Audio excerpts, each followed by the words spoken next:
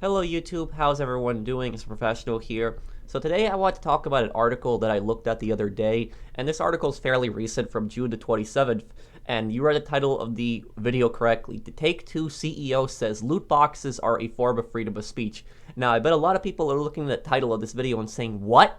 How? I agree with you guys, how are loot boxes a form of freedom of speech? So we're going to see exactly what this Take-Two CEO has to say. We're going to read through this article, and I'm going to give you my thoughts along the way. So let's start reading here. Any legislation banning loot boxes will be against freedom of speech, implies Take-Two CEO Strauss Zelnick undoubtedly has the most outrageous reply to legislation banning loot boxes in the USA. In an interview with Business Insider, he said, "That's just not going to happen. That would just be horrible law in a country that has the First Amendment. How exactly does a law that legislates for corporate responsibility infringes upon freedom of expression?" He failed to explain.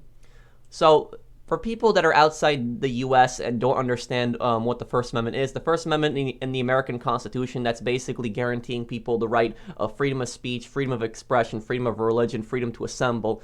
And Strauss Zelnick here is arguing that loot boxes are a form of freedom of speech. Freedom of speech is something you say in public to people. It's something that you create, like a video game or a movie. Video games and movies, they're also sold, people sell them, but they're also a form of free expression. Now, when you take into loot boxes into account, that is completely different. That is completely different because he's arguing that it's a form of freedom of speech, but you are monetizing something. You are monetizing something and you are selling it on a massive scale. And when you are selling something to the public, you're selling something not just to the public in your country, but you're selling something worldwide. There are restrictions. There are commerce restrictions when it comes to selling items. I mean, why do you think that video games have a rating system? They have the E rating, the T rating, the M rating. There's also more ratings. There are restrictions when it comes to these video games, movies. These are forms of freedom of speech, but there are restrictions in them. That's why there's PG, the PG-13, rated R. There are restrictions, ratings that these movies and these games have. And when it comes to loot boxes are something completely different. They're not something that we've seen like buying a movie, going to see a movie, or buying a video game. Because when you buy a video game, you buy that video game once. That's it. You buy it once and you have it. Loot boxes are something you can keep buying and buying and buying and buying nonstop. And when you buy it, you don't know what it is. It's going to be randomized loot in there. And some people spend massive amounts of money on this. I talked to this one guy who spent $200 on loot boxes in Call of Duty Modern Warfare Remastered just because he wanted a few DLC guns. A few DLC guns in the game, and he spent over $200. And that's only one guy. Imagine how many other people are spending money on these loot boxes and how much money this is generating for people. And also, these loot boxes can just be so frustrating in games and so annoying. We're going to keep reading this article here. Let's keep reading what this says. Loot boxes originate from freemium games. Players relied on chance to get in-game items. Sometimes you would have to pay for that chance, and sometimes it would be a mix of paying for it and playing for it, but has become a major point for discussion ever since freemium loot boxes entered paid AAA video games. Gaming giants like Take-Two, EA, 3K Games, and others have been at the center of the loot box debate. These mechanics have appeared increasingly in games during the last 5 years, but this doesn't mean they are popular. They have frequently been the reason for backlash from players, as seen in the case of EA Stars Battlefront 2. It is a cause of concern for parents and politicians because some argue that they are a form of gambling.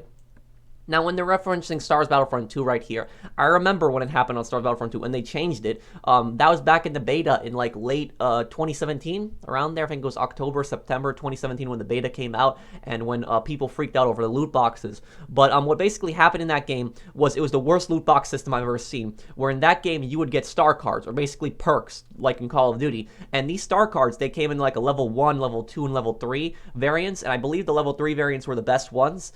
And these star cards will give you massive advantages over other players, really big advantage over other players. It would basically turn the game into pay to win. Whoever had the most of these loot boxes, the most of these star cards, they would be dominating. And the aerial space, the space dogfighting mode, that one was the worst. It was the absolute worst because whoever had the best star cards that would destroy all the other ships. The other ships had no chance to beat them. It was absolutely terrible. It basically turned the game into pay to win, and players felt like they had to buy these loot boxes constantly just to keep up with all the other players, and it made the game so frustrating and so unenjoyable. And look, even when these loot boxes are cosmetics, they can still be extremely frustrating because you feel like you're grinding the game forever. Like in a lot of these games, when you're trying to unlock like a specific like outfit or like a specific paint for your gun, something like that, like a cosmetic loot box, it can be so many days of grinding, versus you just buy a bunch of loot boxes and you get that item. It's basically either you grind and grind and grind endlessly, or you just buy it. And a lot of players, they're not going to feel like grinding it. They're going to be impatient, and they're just going to buy the loot boxes. And these companies know that if they make the grind so bad, people are just going to be tempted to buy the loot boxes. And they've been pushing it in a lot of these games, and it's gotten out of control. So let's keep reading here. This view has some traction, as 2 countries have banned loot boxes. Republican Senator John Hawley announced that he will present a bill which would make loot boxes illegal. Now, I talked about this a few weeks ago. Yes, that was Senator John Hawley. He introduced a bill that will make loot boxes illegal. It does not make microtransactions illegal. It makes loot boxes illegal, as long as they are a form of gambling. They're considered a form of gambling. And microtransactions, like I know people are going to ask me about gold bars and shark cards in GTA, they would not be affected by that, because shark cards and gold bars in Red Dead and GTA, you know exactly what you're buying. You're buying this amount of gold bars, this amount of shark cards. Loot boxes are something random. You don't know what you're buying. So he went on saying that the psychological harm that loot boxes were causing on the players was significant enough to warrant this move. Loot boxes do have some elements which resemble gambling. You wager something of value, your in-game effort, real-life money, and rely on a chance to get your reward. The Entertainment Software Association is an organization that dedicates itself to serving the business and public affairs needs of companies that publish computer and video games for video game consoles, handheld devices, personal computers, and the internet, according to its website. The president of ESA replied with, numerous countries, including Ireland, Germany, Sweden, Denmark, Australia, New Zealand, and the United Kingdom, determined that loot boxes do not constitute gambling. The response of CEO of Take-Two, Strauss Zelnick, has been similar, that since there aren't real-life rewards for it, it isn't gambling. Okay, let's dive into this statement. Let's see what he says here. Strauss Zelnick has been similar, that since there aren't real-life rewards for it, it isn't gambling. There aren't real-life rewards for it, it isn't gambling. But are you spending real-life money on those loot boxes? Are you pouring real-life money into it?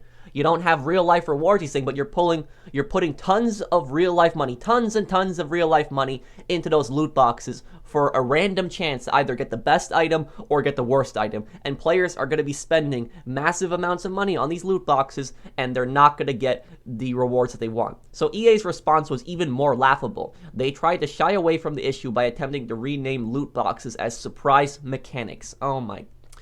I read about that with the surprise mechanics of EA. That was just stupid, and that was just terrible. And they were comparing it to, like, toys. They were comparing it to, like, toys in stores that kids get, like the Kinder Eggs and other things that they don't know exactly what's going to be in them. But the thing is, though, when kids go to the store and buy those figs, they always get something. They get something in there. They get the candy, and they also get something else in there, and they're not going to be buying massive amounts of toys, massive amounts of Kinder Eggs. The loot boxes, you can buy tons and tons and tons of loot boxes all at once. So there is a growing market for in-game items where people pay real-life money to get in-game items on chance. There are also games where players can cash out, such as Counter-Strike, PlayerUnknown Battlegrounds, and Dota 2. Loot boxes are essentially slot machines. It's a game of chance, but unlike slot machines, there is a guaranteed reward, although you may not like the reward, so you try again and again.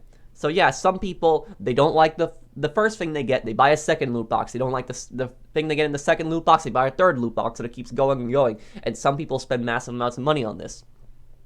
So apart from this, the fact that a large demographic of gamers are minors does make one think, if this is going to cause an addiction to gambling. Australia's Commission for Gambling and Liquor Regulation believes so, and advised the government to categorize video games with loot caches under mature. I don't know, I guess labeling a game under mature, if it has loot boxes in it, you know what? Maybe they should label games saying that they have loot boxes in them. Maybe that would be the proper thing for it. But and this is really scary with kids. It can get a little scary with kids because I've read stories, I've read comments about kids where they take their parents' credit cards and they spend massive amounts of money on these loot boxes, and these kids just want the loot boxes constantly. And it's kind of scary what it can do to kids. So something really needs to be done about these loot boxes, but saying that they're a form of freedom of speech, that is just stupid. That is absolutely stupid. You're monetizing it. There are going to be restrictions when you're monetizing something and selling it to the public. There are regulations when it comes to that. So they said this because loot boxes could cause gambling disorders. Phil Spencer, Xbox leader and ESA board member, has another solution to this: educating gamers about how loot boxes work and then let them decide. This seems to be a rather condescending reply, as it implies that people are too dumb to get how it works.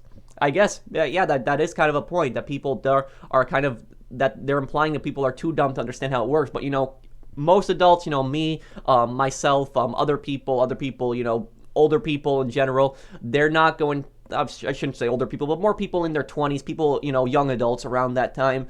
We understand, most of us understand how just annoying and stupid these loot boxes are, but a lot of kids that get in these games, they don't understand how the loot boxes fully work, and they're tempted to keep buying them, and they want to keep buying them and keep getting them. I mean, if you take a look at Call of Duty, I haven't played the other Call of Duty games, but I'm sure the loot boxes are just as bad. But Call of Duty 4 Modern Warfare Remastered is one game that I've been playing a lot, and in that game, the loot boxes are just absolutely terrible. In that game, you need about 30 credits to purchase a loot box, and then you get more points. You get separate points that you could use to purchase other loot boxes. With that, you get some rewards in them, and there's a bunch of DLC guns that you can unlock in the game. There's a few submachine guns, assault rifles, shotguns, sniper rifles, even a few handguns in the game. And, you know, these handguns and these sniper rifles, assault rifles, submachine guns, a lot of them are good.